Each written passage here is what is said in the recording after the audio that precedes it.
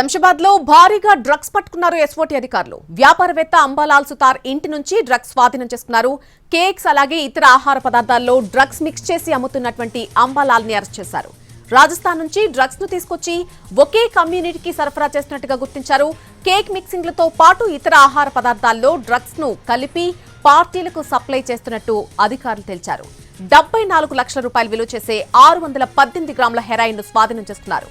Furniture వ్యాపారవేత్త అయినటువంటి అంబాలాల్ గత కొన్నాళ్ల నుంచి డ్రగ్స్ వ్యాపారం చేస్తున్నాడు. రాజస్థాన్ కు చెందిన బిస్ట్రోయ్తో పాటు మరొకరి నుంచి డ్రగ్స్ ని హైదరాబాద్ తీసుకొచ్చి అమ్ముతున్నట్టు అధికారులు గుర్తించారు. మరో 2 వ్యాపారవేత్తలు పరారీలో ఉన్నట్టుగా శంషాబాద్ పోలీసులు తెలిపారు. అంబాలాల్ ఎంతమందికి డ్రగ్స్ సరఫరా చేశారనే దానిపై సమగ్ర దర్యాప్తు చేస్తున్నారు పోలీసులు.